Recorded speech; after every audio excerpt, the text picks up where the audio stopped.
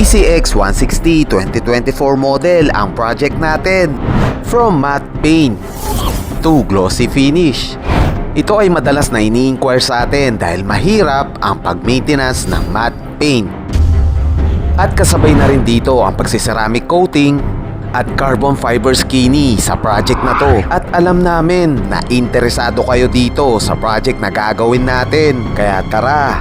J-Tech Carbon Zone Philippines. At umpisahan na natin.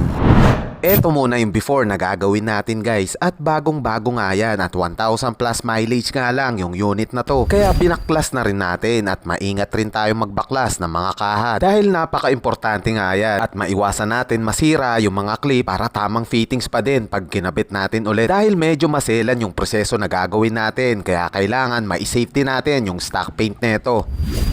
So yun guys, tapos na tayo magbaklas, no. So ang first step natin is iwawash muna natin sila. So tatanggalin natin yung mga dumi at yung mga stain nitong mga kaha na to. Then after nun is magsasanding tayo. So before natin siya i-clear coat. Alright, so yun, ugasan muna natin sila. Let's go!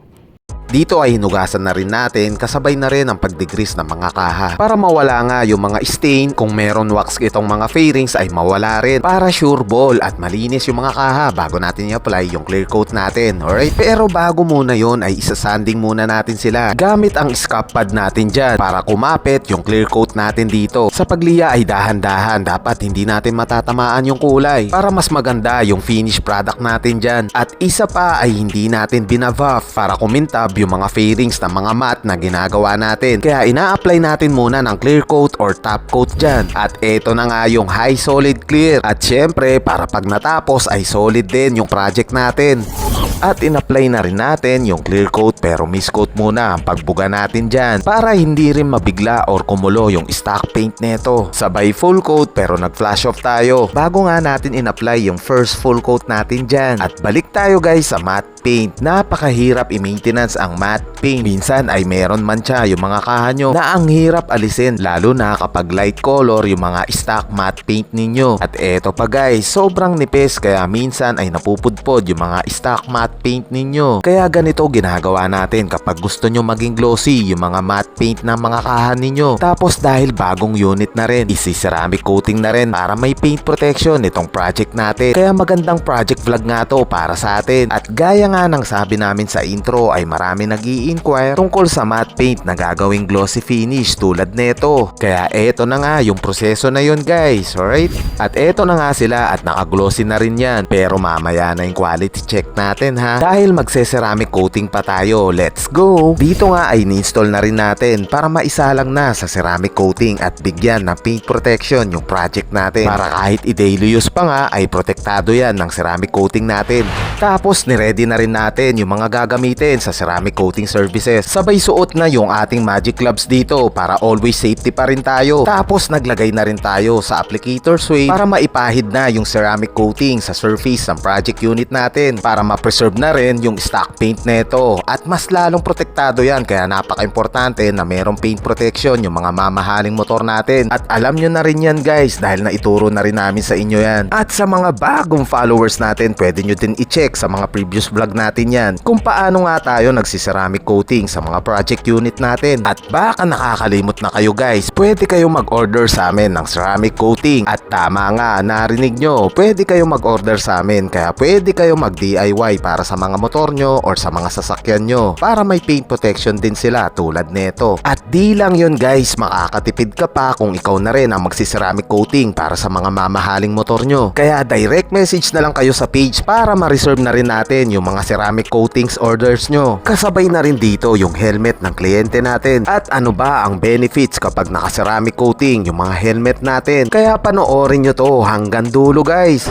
Okay guys, at bibitinin muna namin yung voice over, no. So may gusto magpa-ceramic coating ng kanyang helmet. So isasabay na rin natin tong helmet na to. Tara. So ayan, boxing na rin natin siya.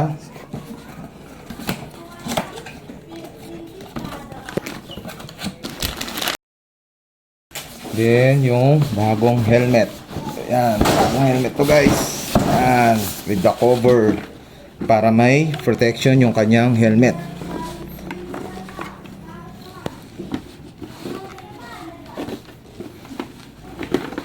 Alright?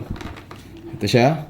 So, kailangan na natin tanggalin yung sticker na to para ma-ceramic coating rin natin siya. Tayo na magtatanggal para ma-ceramic coating natin. Alright, so ang first step is didegrease muna natin. Kahit na bago, so kailangan natin i-degrease para hindi siya magka-chemical reaction bago natin ipahid yung ceramic coating. Alright, so let's start for the helmet. At dinigrease muna natin bago natin ipahid yung ceramic coating natin dyan. Yun guys, tapos na nga tayo mag-degrease, so malinis na yan. Then to, papahid na natin yung ceramic coating natin. At sa mga nagtatanong no, ng pwede bang i-ceramic coating yung matte paint, ito na naman yung sample guys. Kaya sa mga nag-i-inquire sa amin na gusto mag-order ng ceramic coating, guys, panoorin nyo to. So papahid na natin ceramic coating dito sa matte paint. So makikita nyo yung pinakakulay na itong helmet na to. At in-apply na nga natin yung ceramic coating para makita nyo yung differences kapag naka-ceramic coated na yung matte paint na helmet ninyo. Kaya pwede rin natin i-ceramic coating kapag naka-matte paint yung mga kaha nyo. So yun guys, nalagyan ko na nga yung sa pinaka-top nya. And then check nyo to. Ayan siya guys, oh. Kitang kita nyo yung difference ng walang coated tsaka yung merong coated. Alright. Then dito tayo sa part na to, dito sa kanyang lens. So napaka-importante nito lalo na pag maulan. So hindi magpupondo yung tubig dito sa kanyang lens. So bibigyan natin yan at napaka-importante nito. At nakita nyo na nga yung differences kapag naka-ceramic coating yung mga matte paint tulad nito. Kaya mas maganda lalo kapag naka-ceramic coating yan. Naka-paint protection ka na at lumabas pa yung pinakakulay ng matte paint. Alright? So yun guys, tapos na nga tayo mag-ceramic coating. So ganun lang kasimple yung pag-apply na ceramic coating natin. So dinigrease muna natin siya para hindi nga magka-chemical reaction yung ceramic coating natin. And then yun, so naka-paint protection na yung kanyang helmet. So napaka-helpful ng ceramic coating natin. And then ito yung especially yung kanyang lens, no. So pag umuulan at maalikabok, so hindi ganun kadaling malagyan yung kanyang lens. So napaka-safety at napaka-helpful ng ceramic coating natin. At sa mga gusto mag-inquire, guys, direct message kayo sa page para makakuha kayo ng mga ceramic coating na gusto mag-DIY dyan. So after neto, isasalang natin siya sa infrared curing kasabay na netong ginagawa nating project. Then yun, tuloy na natin itong vlog natin. Let's go! Balik na tayo sa voice over natin. Tapos isasalang na rin sa infrared curing kasama rin yung mga helmet dito. Kaya sa mga magdi-DIY naman guys, kahit wala kayong infrared curing ay pwedeng yan. Basta ma-fully cured nyo lang na maayos yung mga isi-ceramic coating nyo. Dito nga ay tapos na sana tayo. Pero may napansin ba kayo sa outcome finish natin? At medyo humiwalay sa outcome yung inner visor dito. Kaya kitang kita nyo dyan guys. Kaya nagpasya na kagad yung kliyente natin na gawin real carbon fiber yung inner visor at yung gauge panel niya dyan. At mabuti na lang at meron tayong spare parts dito. Kaya pwede pa din magamit at nauwi niya pa din yung unit ng kliyente natin. Sabay lagay na kagad yung base coat para dumikit nga yung carbon fiber cloth. At medyo fast moving na nga yung video natin. At dahil eto na nga yung magpapaganda lalo sa project unit na ginagawa natin. At naituro na rin namin sa inyo kung paano ginagawa yan. Tapos naglagay na rin tayo ng resin chemicals para mamit natin yung tamang kapal ng surface. Pero syempre standard layer pa rin ang ilalagay natin dito. Tapos mano-manong liya na nga to. Pero dahil alam nyo na nga liyahin ito mga carbon fiber, kaya apply na natin yung ating high solid clear para solid din yung carbon fiber finish natin dyan. Pagtapos nilagay na rin natin ng ceramic coating yung mga carbon fiber natin para lahat nga ay secured at protektado yan ng ating ceramic coating. Kaya pwede na kayong mag-order sa amin at baka maubusan kayo ng stock ng paint protection natin. At habang papunta na nga yung kliyente natin, sabay quality check na muna yung mga carbon fiber na ginawa natin. So eto na nga yung carbon finish natin guys. So comment down below ha kung ano masasabi nyo dito. Sabay dumating na rin yung customer natin at nahagip pa nga ng camera natin sa outdoor yung unit ng kliyente natin. Tapos nilagay na rin natin yung mga carbon fiber at pinagtulungan na rin natin. Kaya eto na guys yung finished product natin. So yun guys, tapos na tayo dito sa PCX 160 from matte to glossy. So ito na yung finished product natin, no. And then yun, nag-add tayo ng carbon fiber. So ito yung carbon fiber natin. So yan. Then pati yung gauge nya. Alright, so nakadetalyado pa rin yan. So papunta pa rin yung width dito. Papunta dito sa gauge. Alright, so ganito tayo trumabaho ng carbon fiber natin. So lagi ko sinasabi yan na detalyado yung mga carbon fiber natin. Hindi yung kahit saan napupunta yung mga carbon fiber nyo. And then yun, yung glossy. Ayan.